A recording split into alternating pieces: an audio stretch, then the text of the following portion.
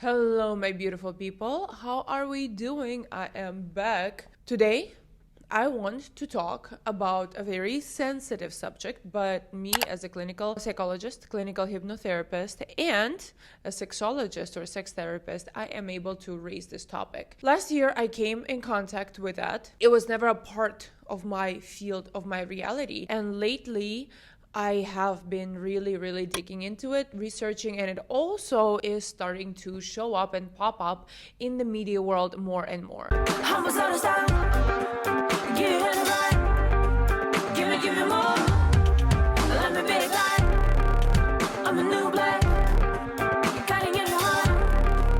Why be a kid when you can be like? To be very honest with you, this is the picture that after seeing which, I was like, okay, it is time for me to record this video for you. And if you don't know who is on, where's the picture? There is.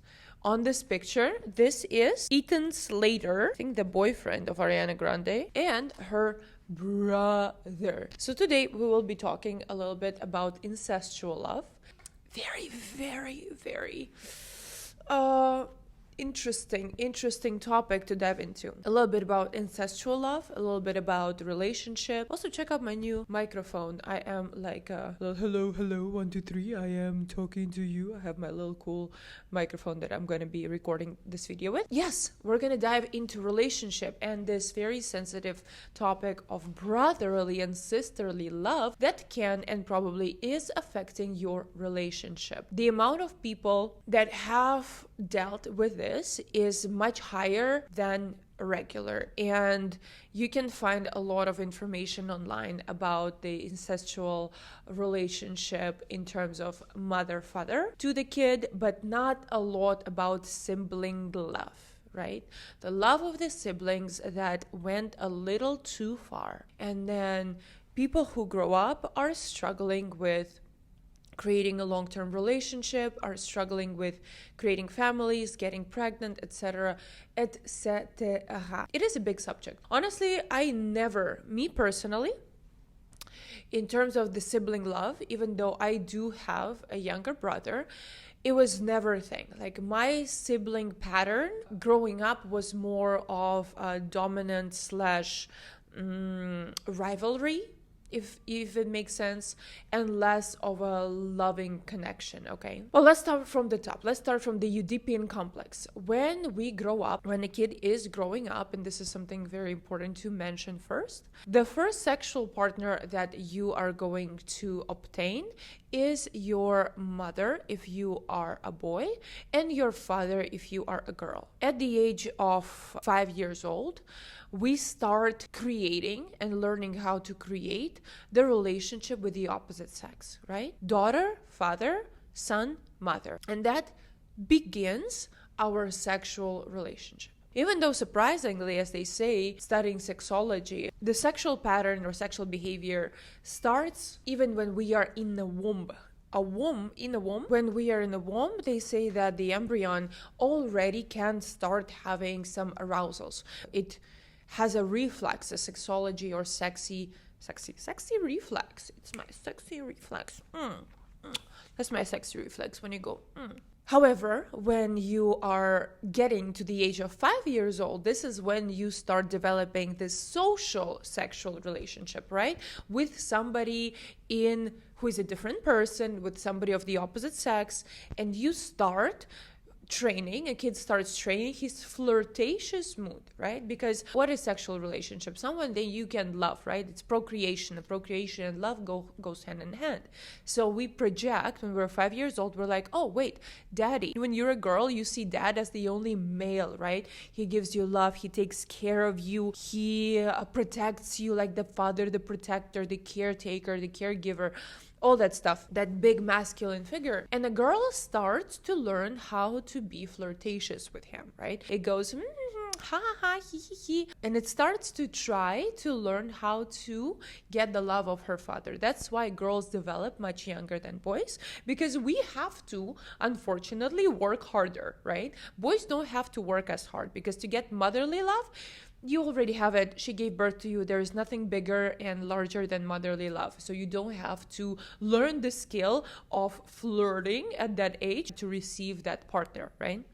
So girl starts to go little flirty, little flirtatious. It starts to learn the social skills, social norms, and her brain develops faster because of that stage specifically. And then a boy starts to see his mother, and that's why they say, like, by the age of 5 already, and after that, please don't do breastfeeding, god damn it. That sexual relationship between mother and the son, a lot of women give birth to a new husband subconsciously.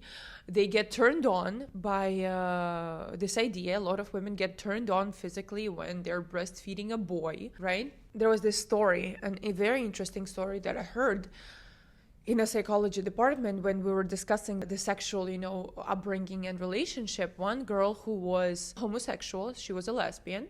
When we were discussing about this stage, she stood up and she left the auditorium. She left, I don't remember if it was Zoom or if it was online, but later on she said that her mom confessed to her that when she was breastfeeding her daughter, she was starting to get sexually aroused, right? And then fast forward, it imprinted in the baby girl, and the girl ended up being homosexual. It might be one of the keys, one of the reasons why the daughter changed her sexual preference, right? Because her mother, right, from that very, very very early patterns she created, that her mother was getting, another female was getting sexually aroused when she was feeding her another girl. Okay, so that is a very big stage of your sexual development, that Oedipian era, that Oedipian age of 5 or like 4 to 7, around that time. So now,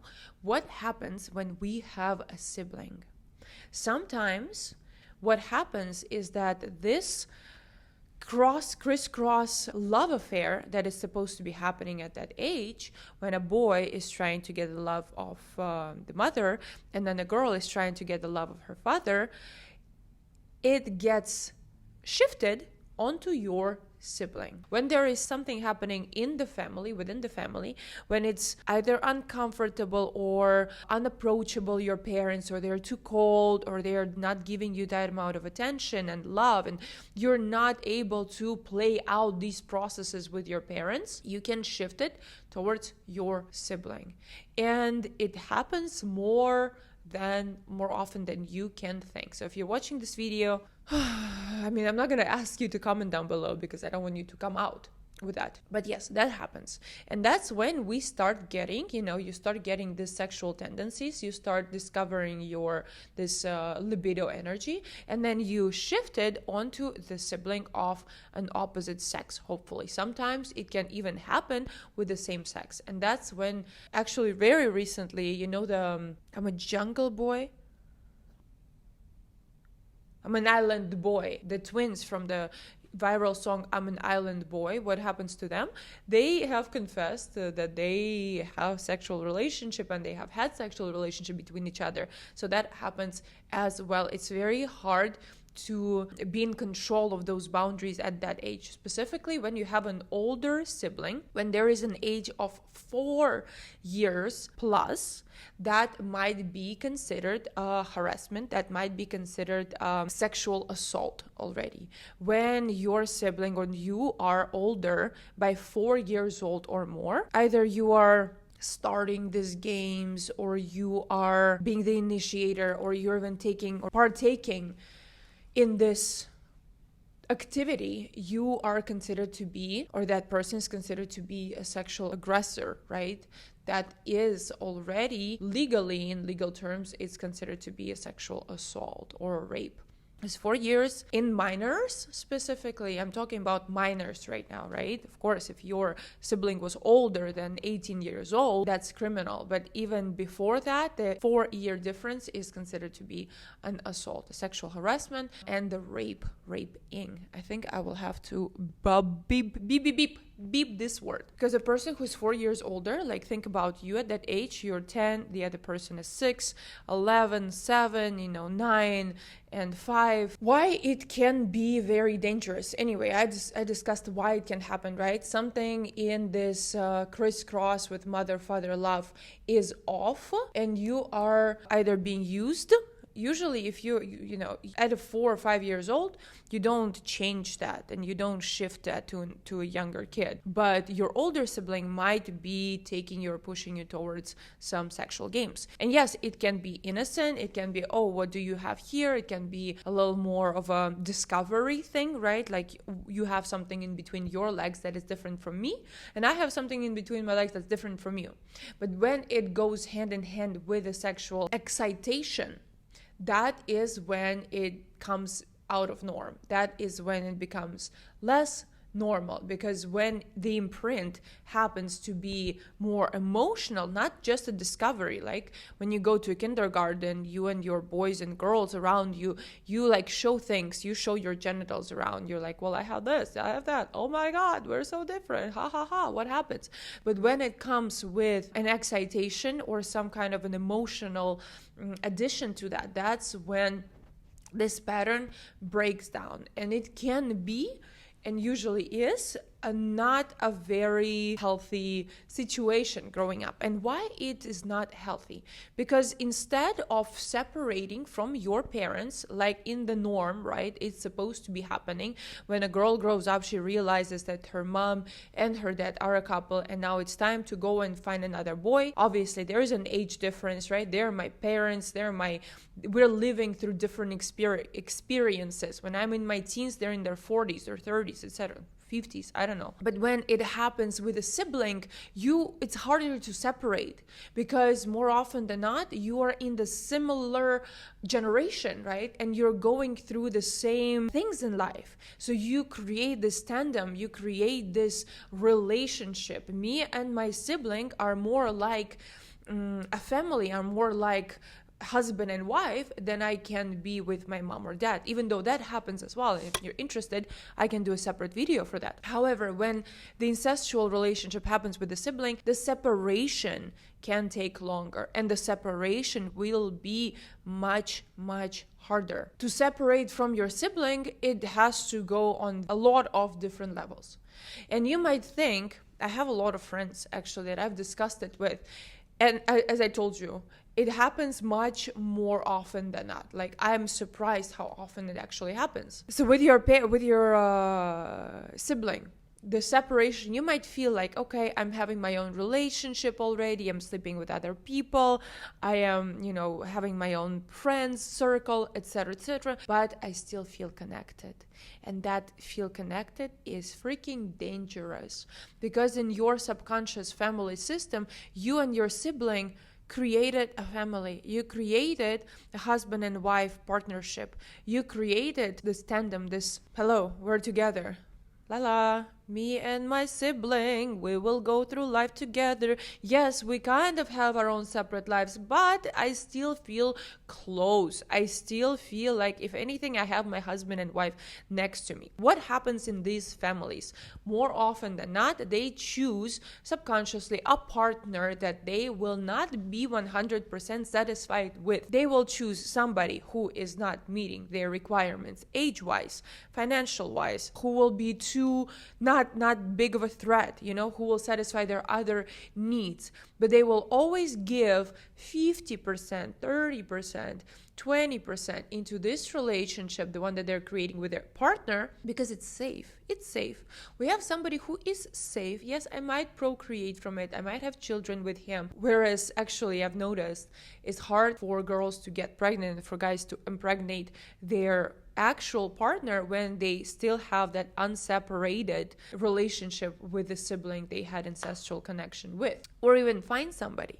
I spoke with one of my friends who had a similar thing, and she's going in and she's dating, and she even moved out and she lives far away, but she did this. There was a training she went to. When I told her how it actually affects your life, how subconsciously you already have a partner, yeah, you can go out on dates, you can go and try to find someone someone, you can go and try to find a long-lasting relationship, but your mind is not going to allow that to happen, because in your mind you already have a husband, which is your brother. You already have a wife who is your sister, right? So I'm just playing around at this moment. I'm just playing around. My real family is waiting for me at home. And when I told her, her eyes went like, what? Because she did this exercise somewhere in a training, and she was writing down like her perfect life, her perfect life in 5 years. And she was like, I remember when I'm writing it down about like me having my husband and kids, career, and my brother lives with his family next to me. And that is a very big why. Why is your brother with his family living next in the same city? Like, why does it matter to you? Hello? Why? Let him live his life. Let your brother live his life. He doesn't have to stay in the same city. He doesn't have to stay in the same country. He doesn't have to be anywhere around. You grew up. Yes, you have that connection, the brother and sister relationship. Let the other person live your life. And something like it happens with Ariana Grande. We are quite often, people who have had that will find a partner who can resemble their sibling, their brother and sister. Look at the Ariana Grande partner that she met right now and she's creating a relationship with, who is really resembles her brother, which makes me think did something happen because it was her stepbrother. But still, yes, we pick up on these things in life. We pick up on the traits, the physical traits that usually have to resemble our parents or our grandparents, right? Somebody who came before us, generational, not our sibling. When it resembles our sibling, then it's a big question mark. So what else? So I said how it happens, what happens, why it happens, and how it actually affects people growing up. What can you do with that? Separation, and it is going to be painful, and it is going to be hard, and you are going to be fighting it. It's like a divorce that lasted for 20, 30, 40, 50 years, however long your sibling relationship was going for. Full separation. The signs of full separation is if you don't have, if like there goes 3, 4 a year, and you don't talk to that person and you don't feel the anxiety about it, that's a healthy separation. 3 months, 4 months, 6 months, right? You all went your own ways. I'm living my life, you're living your life. I'm giving you space right now. I am giving you space to realize who you are outside of our siblingal marriage. I am giving you space to find yourself, to find a partner, to discover, to learn, and I don't have to come to you and say, this is what happened to me, this is my partner, this is what we're doing, this is what I like, this is what I don't like, la la la la la la la, I love you, my husband, my wife. No. 6 months to a year, if you don't feel anxiety not talking to your sibling, then you are healthily separated. Congratulations. If not, really look into it. Because if it still gives you anxiety, if it still gives you that feeling of, oh my God, no, I can't, this is not gonna happen, please, this is so hard, la la la la la la la, I can't leave them, I can't lose them. Why? You're two grown-up people. As they say in psychology, when we grow up, it's our choice, and all of them are normal, if I want to keep my relationship with my sibling or not. You can grow forever apart because there is nothing connecting you except for sharing a parent. That is it. That's it. That is it. Me, for example, with my brother, I have a pretty good relationship, but to not talk to him for 6 months is pretty normal for me. I don't have to push something. We're very different at this stage of life. I will always be here if he needs to talk to me, and vice versa. Same with my parents. If I don't have to hear from them, or if we don't talk or see each other for 6 months or more, I am fine with that. It doesn't give me an anxiety. If it happens, it happens. I am very comfortable coming in and saying, Mom, Dad, brother, I need to focus on my life right now. Give me space and time for 6 months. I just need my time. And if it's not creating a problem, then it's a healthy separation, right? Same, I can expect my mom come to me, my dad, my brother, anyone in my family and say that, and I will give them space and time because we know we're family and they are adults. They're living their own life. If it creates that anxiety in you, then I'm sorry, my friend. I am sorry. Work on that.